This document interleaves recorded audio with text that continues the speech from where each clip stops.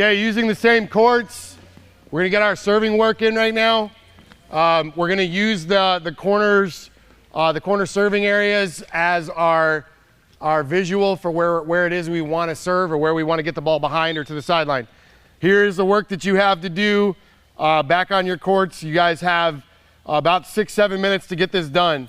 5 tape, 5 2 bounce, 5 zone 1s, 5 zone 5s, 5 zone 2s. When you work on your zones, okay, when you're working on zone 1, make sure that you are getting the ball either to the outside of this chair or behind the chair in zone 1.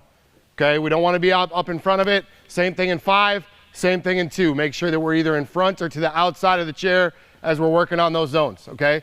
So you've got about 7 minutes to get 5 of each of those. Again, tape, 2 bounce, 1, 5, and 2, all right? Once we're done with that, you'll hear a whistle. At that point, keep the chairs out on the court.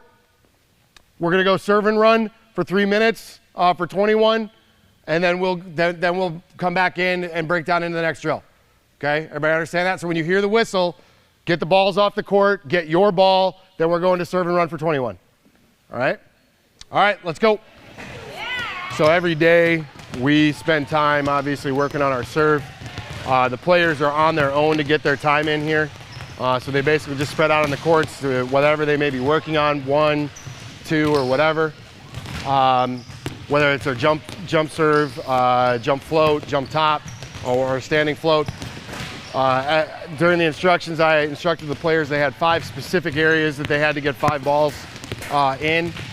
The first one is a tape serve. So they're attempting to get the ball to clip the tape as it goes over the net.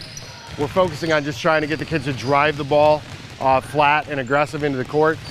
So at this point, the chairs mean nothing to them for that. The next one is called a 2 bounce serve. So what we're trying to do is get them to drop a short serve. We want the ball to bounce 2 times in the court area before it goes out of bounds.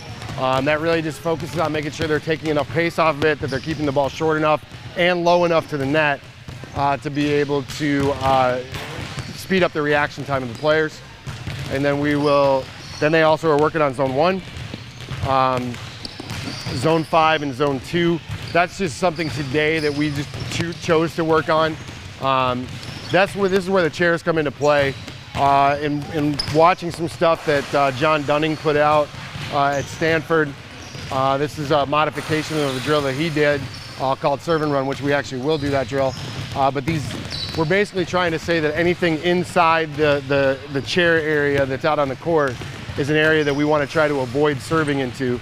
That if we're going to hit our zones, we either need to get it deep behind the chairs or to the outsides to really force our opponent to get uncomfortable with the pass that they're making.